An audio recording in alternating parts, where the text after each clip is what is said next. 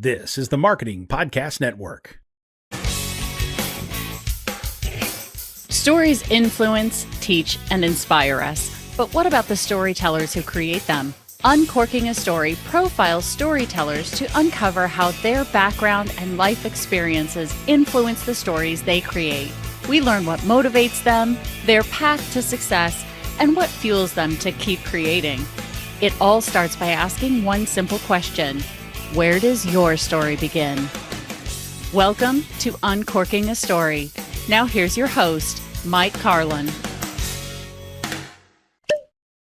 Well, hello and welcome to Uncorking a Story. I'm your host, Mike Carlin, and today I'm very excited to introduce you to Trish Michael.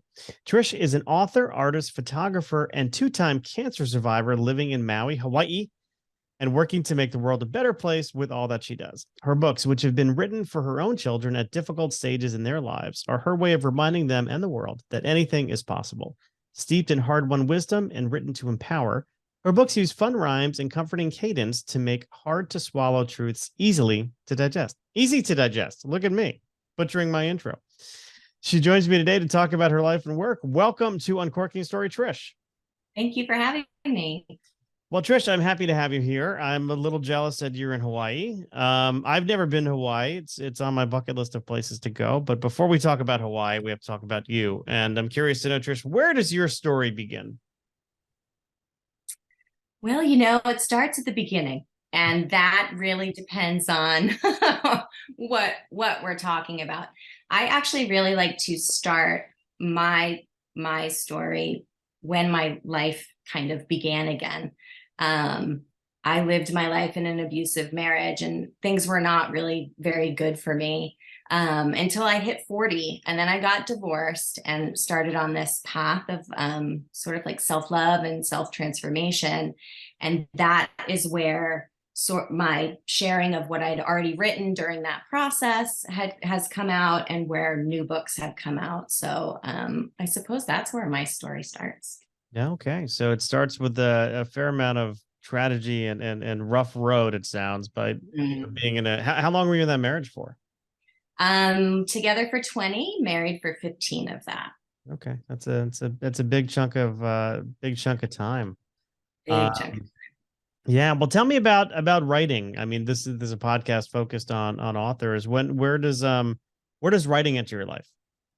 So when my oldest daughter was about a fetus, she showed that she was going to be a bit of a challenge for me. And her whole life growing up, and likely because of the situation that I was in, her behavior was a little questionable. And when she hit being a teenager, things got kind of dicey. And that's where my first book, Find Your Happy, was written. It was sort of an ode to her, and how if you start to make the connection between your choices and what happens, you can turn your life around and make it something really wonderful. The irony of that piece of writing is that I was writing this to a person that I loved dearly, but she was watching me not do what I was saying she should do. So that writing was about 10 years ago. And then once I left my ex-husband and started finding more self-love, I revisited the writing and added some sort of like some of what I had learned coming out of that situation. And that's when I decided to get it illustrated and published. So your daughter's kind of looking at you saying, "Mom, you're not really practicing what you're preaching here." She's kind of calling you a little bit on that. Yeah. And I mean, the book itself is very much like, it's things that we all know. It's not like some new profound insight. It's just like a reminder of all these things that we know, but we tend to forget them. The most important of which is like loving yourself. Like, love yourself first. You have to be your own best friend if you want your life to be filled with good people and good things. So I had to be that for me in order for my kids to get the point of the book. So right. I think the book was more for me than for her, I guess. And I'm curious, once you started kind of doing that for yourself, right? You kind of went on this journey of self-love, which, maybe we can get into a little bit more, but did you find her behavior change? I mean, did you find that she was then, more open to making changes in her life? Unfortunately not. Like, I'd love to share that my book changed everything and you should get it because it'll change you too.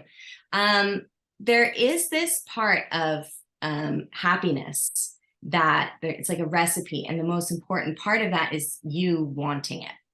And you can't really force that on anyone. Some people become so identified with their trauma that letting go of that as their identity is like too scary.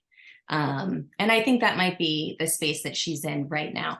Okay. But I know the book has changed me dramatically, and it is helping my own kids and other kids with trauma, and moms. Like, moms are reaching out to me when they read it to their kids and they're like, was this supposed to make me cry? Because I'm crying. Yeah. So it may not have hit where I wanted it to, but it is still doing good. And was this the first thing you've ever written and published, or did you have a little bit of a writer inside you like your entire life? I do think that I have always been all of my books are written in limerick, which is very strange because they're like heavy subject matter, and I'm like thinking in limerick.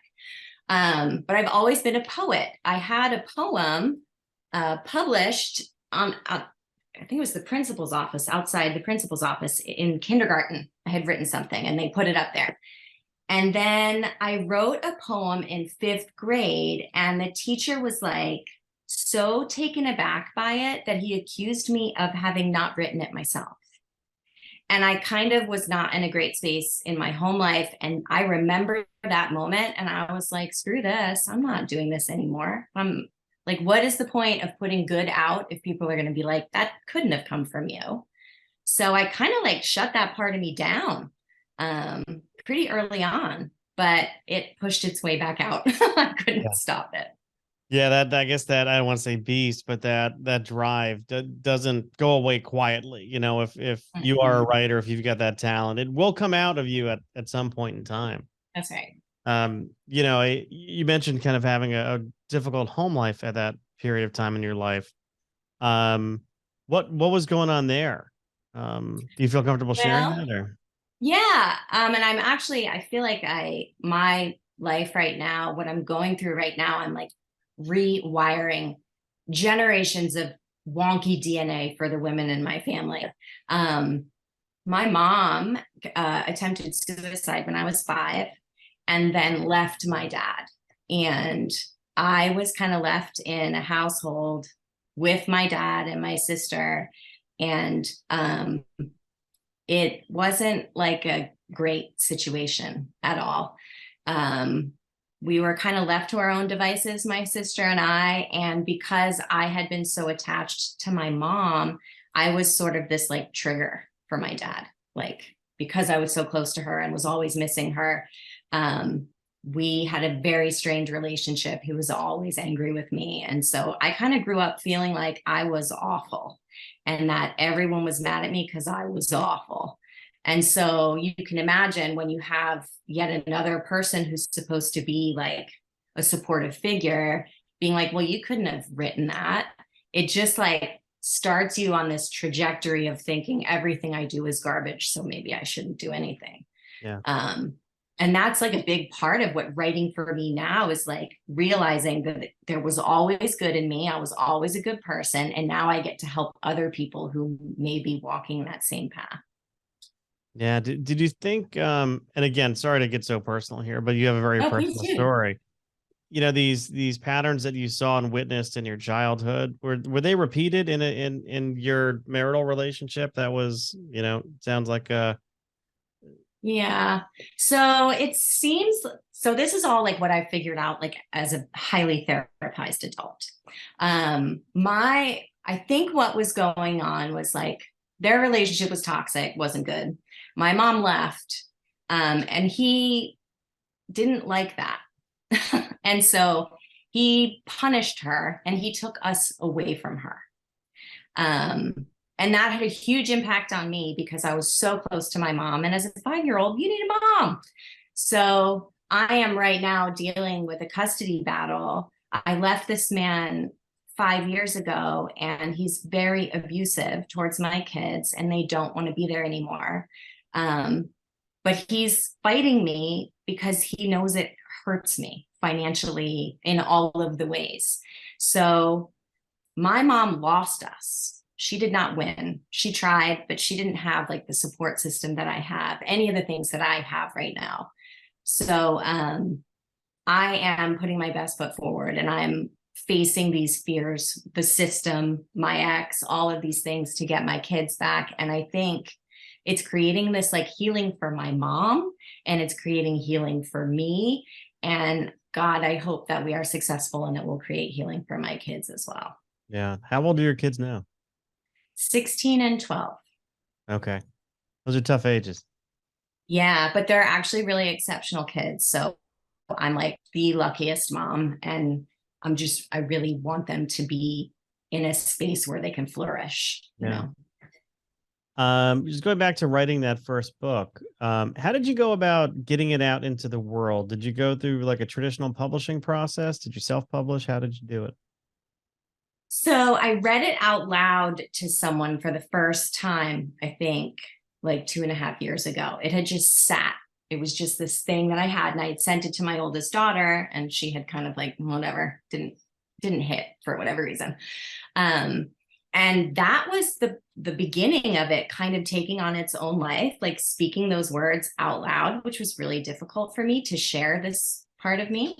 And from that point, it was like, okay, I really think this needs to be illustrated and turned into a book, and I need to get it out there. But the last 5 years have been really intense. When you leave an abuser, they don't stop, they like turn it up. So I was thinking, okay, I could try and get this published through normal channels, but I'm hearing that there is an enormous amount of rejection involved in that. And I don't know if I can personally handle that at this point in my life. So I'll run a Kickstarter and I'll see if I can get funded. And if I can, then I'll self-publish. And I've always kind of just walked my own path and done things backwards or my own way. I was like, I can probably figure it out on my own. I'm still trying to figure it out. But yeah, I decided to do it that way because of my psyche not being, I think, in a good place for that process. Well, you are right in saying that there's a lot of rejection involved in the process, just starting with, trying to get representation, somebody to help you sell the book to a publisher. It's, I could litter this wall behind me, which is, embarrassingly empty. But I could wallpaper it with rejection letters from literary agents and agencies and stuff like that. It's just part of it's, unfortunately for most of us, not all of us, because some people do, get lucky, or their persistence like really pays off, or they network their way into a relationship. I interviewed somebody a couple of weeks ago who found her agent on Twitter. And it was the first time I heard Twitter being used for good. So, it was there's different paths to it, but going the self-publishing route, it's your work, you get it out into the world, and you get a little bit more control over it as well. And I do think that for me, it was like a confidence issue. Now that I've put a book out and it's had really good reception, now I've got my second book. My Kickstarter just funded 3 days ago for that one. And I have the confidence now where I could present these to someone and they could say it's not for us, and I wouldn't take it personally. But I needed to go through this first, I think, in order to get there. All right. So remind me of the name of that first book. The first book is Find Your Happy. Find Your Happy. Yeah. And is it available? What kind of distribution do you have on it? Is it Amazon only, or is it everywhere? So I've got it on Amazon Kindle, and then also offer hard copies through Amazon. You can also get it through my website, trishmichael.com. And there's a couple of stores here in Hawaii. If you want to fly out to Hawaii, you can buy it at Collections in Makawao. But yeah, really working on right now compiling like my plan for getting this and my newest book out to more people. Yeah. So what brought you to Hawaii? Can I assume that you're not from Hawaii? I'm not from Hawaii, originally from the East Coast. And my ex-husband, who I mentioned, woke up one day and said, we're moving to Hawaii. And I was like, okay, sure, why not? Well, I'm going to argue. I'm realizing now that he may have read that you can be a criminal here and have zero consequences. That might have been why he decided to come here. I'm not sure. But as beautiful as it is, and as much as I have loved it here, my tenure here is ending very shortly, and I'm moving back east. It's hard to live in paradise. It's really expensive. We have a housing crisis. I've just gotten my third cancer diagnosis, so I need to be somewhere where I can get better health care and all of those things. Well, that was definitely one of the parts of your journey that I wanted to talk about, which, being a 2-time cancer survivor, and now, unfortunately, you just kind of divulged there's a third time. 3-time. It's going to be 3-time winner. 3 times. Three-time I'm going to winner. get it. What can you share about your battle with cancer, your battles with cancer? I would say I don't handle things in a mainstream way. And I would recommend more people looking into that. It's a tough road because there's a lot of fear. So as soon as you get a diagnosis, you not only are dealing with your mortality is right in front of your face, which can be really terrifying, but then all the people that you love and all your doctors, everyone just starts getting really scared because that word, it strikes fear into you. You hear a lot of stories of people who die from cancer, suffer through their treatment.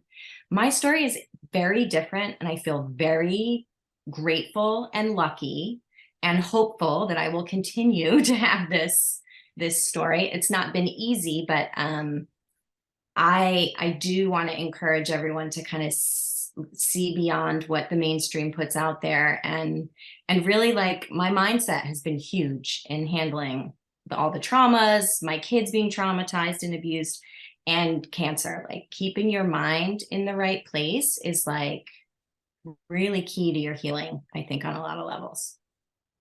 So, I mean, with all of the challenges that have put in front of you, I mean, starting from childhood, of course, continuing through adulthood, have you found you're happy? Yes, and what I found is that it's a practice. It's not a thing that you get. It is a choice that you make in every moment of your life. I can choose to be really sad right now because there's a lot of really heavy things going on in my life, or I can look at this as an opportunity to go where the darkness is and try and shed light. And that's my choice, and that's how I find my happy. Doesn't mean that's how other people do, but if you take care of yourself and put yourself first, that puts you in a place of knowing what will bring you that happiness in all of your moments. So I encourage everyone to do that. Well, it's so hard, and I don't know why. Why is it so hard for us to put ourselves first? I mean, you're talking to somebody who has always had a hard time putting himself first. Married young, 3 kids very young. We had triplets. I had 3 kids by the time I was. Oh my God. Wow. And I was always living for. I always felt like I was living for other people, versus living for myself. And to some extent, it's what you kind of have to do when you have a young family and you're living on one income in a very expensive part of the world. Right. But it is a challenge for some of us to rewire, and you used that term before, and I really like it, rewire your thinking to say, hey, you know what, I am valued, I need to be seen, I am worthy of love. Right. And but it's a challenge for some of us to rewire our brains. It shouldn't be that hard, but it is. It's totally that hard. And this is the conversation that I have with my kids all the time is you have to keep at it. It's not a thing where you do it enough and then all of a sudden you're there and you never have to do it again. I have to wake up every morning and write a pep talk to myself. I have to start my day with my mind going in the right direction, and I have to exercise, and I have to make sure that I'm doing those things that I know, even though I don't want to do them, it sets the energy in the right direction, because I spent 20 years with someone who told me I was garbage, and I believed it. because I was running that story before I even met him. So my whole day starts with, what story am I going to tell today? Am I going to tell the story of Trish who was abused, or am I going to tell the story of Trish who's winning, Trish who's surviving, Trish who's thriving, Trish who's modeling what she should have modeled her whole life to her kids? So yeah, it's hard, but it's worth it to make that choice as often as you can. So you mentioned kind of telling yourself a story. Do you write every morning? Do you journal? Is that one of the first things you do, or how do you tell yourself that story? So have you ever heard of The Artist's Way, that book? Yes. Yeah. Julie Michaels? Yeah. So I had read that, not as a writer, years and years ago, probably while I was still married. And I think it's a way to unlock or get out of writer's block or something like that. And one of the things that she suggested was morning pages, which it's just a strain of consciousness. You just write whatever comes to mind. And as soon as I left my ex, I started doing that because I thought it would help me. And it did, because it showed me these patterns that I kept on saying. I kept on saying these things, and I'm like, I don't like what I'm saying. It's true, it's what's happening, but I don't want to keep saying it, and I don't want to keep perpetuating it. So I'm like, all right, well, I'm going to rewire this. I'm going to change this story. I'm going to write the opposite. Okay, this is what's going on, but this is what I want.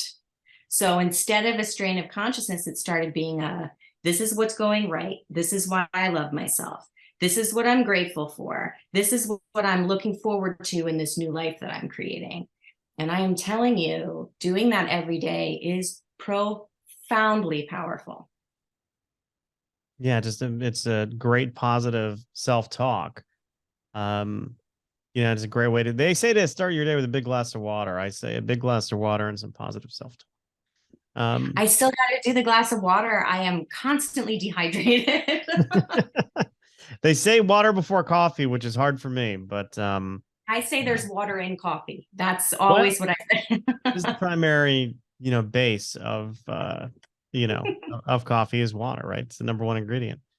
Trish, I always like to ask a few fun questions during the course of our interview to get to know my guests a little bit more, and I'm curious to know, when you were growing up out on the East Coast, what were some of your favorite TV shows? Did you have any? Oh, the Brady Bunch. That comes up all the time when I ask Yeah. this question. What is it about the Brady Bunch? And was there one member of that family that you identify with more than the others? I don't know that I identified with anyone in that family because it was a happy family. I think I just was like, how nice that this blended family, they don't hate each other and no one's screaming at each other or beating the crap out of everyone. Like, it just was this nice, comical family getting along, which was not something that I had in my life. So I think I identified with it that way. Interesting. Yeah. I identify with Sam the Butcher. Sam the Butcher? Yeah, you What remember is that? Sam the Butcher was Alice's boyfriend. He was at the, Alice was the housekeeper. Oh my God, yes. And there was Sam the Butcher. You didn't see him a lot, didn't have a lot of lines, but No. he But she was getting some. Alice was getting some. Sam was delivering the meat. That's what I like to say. That's right. That's how's that for a little levity in a hard conversation? Love it. In addition to the Brady, I can make anything sound dirty, apparently. In addition to the Brady Bunch, anything else? Any other shows that kind of come to mind? Jeopardy. Alex Trebek. Now, here's my question. And I never realized like how obnoxious he was until that SNL spoof on him. And then every time I would watch him, I'd be like, oh my God, he is kind of rude. Yeah. Like a little smug, but I loved that show. Rude for a Canadian. My question for you, Trebek with mustache or Trebek without mustache? I don't like the mustache, but I don't like him without the mustache. So definitely mustache. Yeah, I go mustache as well. So we got two shows. Let's find a third. What's a third show? Roseanne. Oof. This is where we have to disagree. Why? I was never a Roseanne fan. I just did not like that show, and I don't know why. I loved that she found humor in it all. And that's really, honestly, that's that's what I want for my life, because there's so much heaviness, but we are laughing here as often as possible. And sometimes you have to like make jokes about your dark life. And I feel like they did that. Like they took like poverty and weird stuff that nobody wanted to talk about, and they just made it funny. And I needed that, I think. You know, it was an interesting show from the point of view, and I think she's a great stand-up. I mean, I think she's very funny. But I think it was an interesting show from the point of view that you didn't see a lot of like lower middle class white families on TV in those days. And now, you know, you had your good times, right? You know, you had your lower income black families, but you didn't have a lot of lower income white families. And I think that was something different anyway for network TV, you know, during that period of time. And a mouthy broad. Like I can get down with a mouthy broad. Like I am a very opinionated and outspoken person, and that's oftentimes misconstrued as being a bitch. And I'm not. I am an incredibly kind person, and I really only want to put good into the world. But I don't know. I really like when women are portrayed as like strong and real and not real thin. Like that's also kind of awesome, you know? That's true too. True too. Switching gears to music. What did you listen to growing up? What kind of bands or artists? Oh, I went through a Pink Floyd phase. Sure. I'm all over right? the map. Yeah. I saw The Dead. I saw Pink Floyd twice, 10th Row Center. Oh my God. Rolling Stones. Like I've seen so many bands. And now I just listen to sickick, like club music. It's bizarre. I'm a weirdo. There's no judgment here. But to me, there's no one better than David Gilmour on guitar. You know, from Pink Floyd. His tone on Comfortably Numb. Forget about it. I mean, you point to those two solos, they're masterpieces. Wish You Were Here. My 16-year-old son plays that, and it brings me to tears every time. That's a great one. A great one. Yeah. What about books and authors? Who did you like to read growing up? I didn't like to read. And I don't get a lot of authors who will say that to me. No, I am the way with books that I am with cookies. Like I will binge read like 40 books, and then I won't read for like 5 years. And I won't remember what was in any of those 40 books because they all become one book because I read them so close together. So I'm useless in that regard. The Celestine Prophecy and The Prophet. Those are two that stick with me. Celestine Prophecy was something Redmond James. Who wrote that? I remember reading that when I was going through my self-help phase. Yeah. Exactly. There are no coincidences in life. Well, I need that. I need to think that way. I definitely do. So I think that's why I loved that one for sure. You know, I know you've done clearly a lot of work on yourself. I also believe that we all have inner children inside us. Do you believe that you have an inner child? And if so, how do you feed your inner child?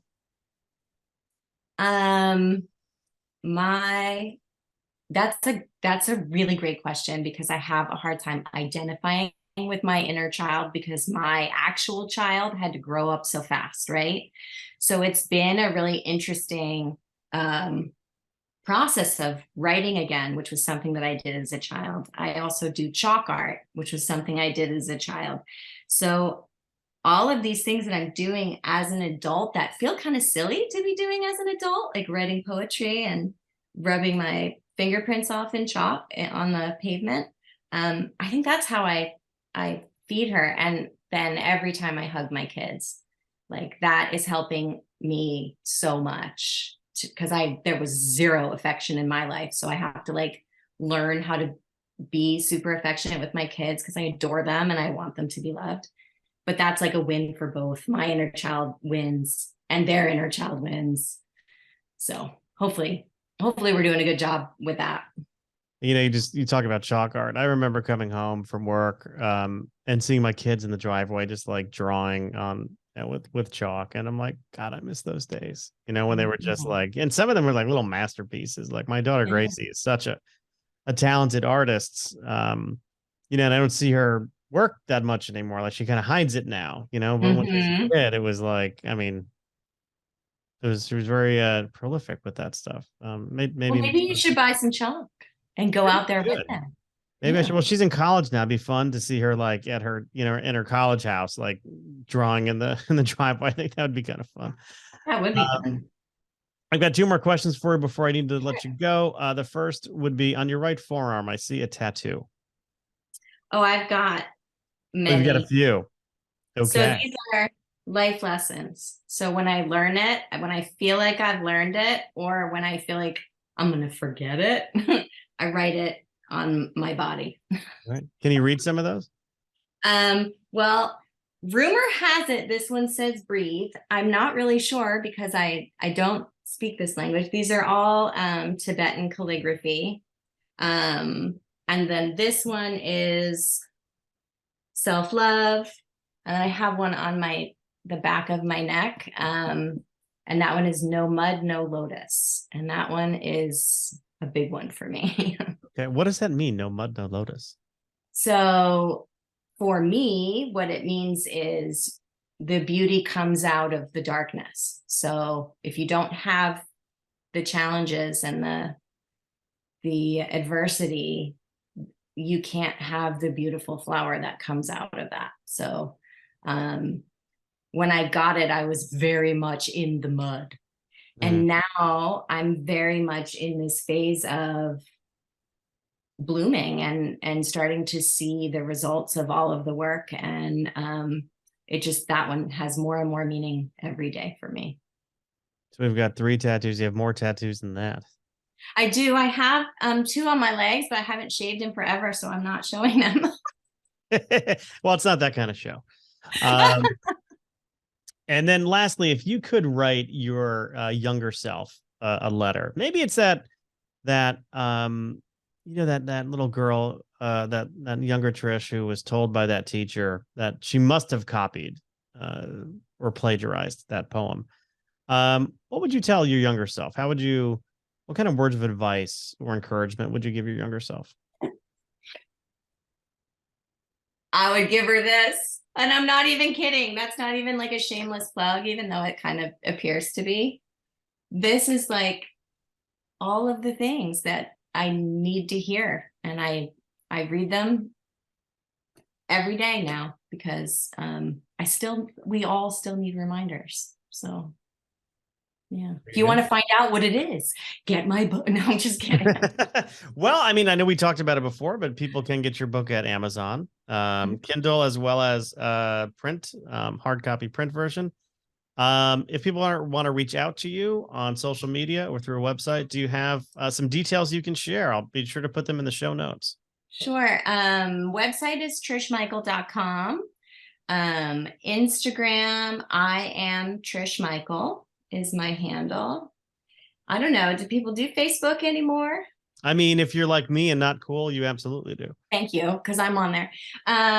But I don't remember it because I had to change everything. So I don't even remember that. So we don't have to.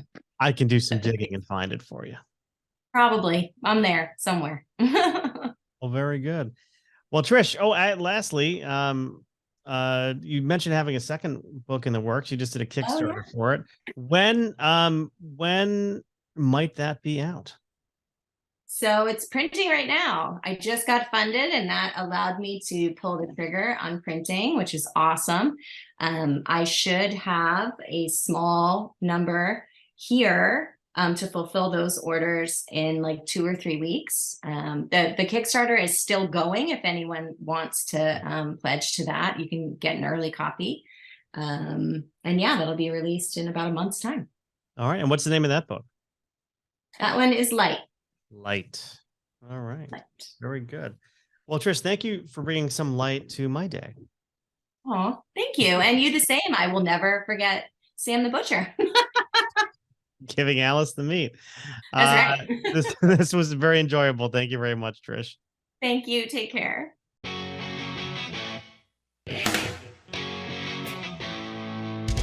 Thanks for listening to Uncorking a Story. If you'd like more information about today's guest or to find out more about Mike, go to uncorkingastory.com. If you enjoyed the show, please subscribe, rate, and review us at Apple Podcasts, Spotify, or wherever you get your podcasts. Tune in every week to hear Mike Carlin uncork a new story.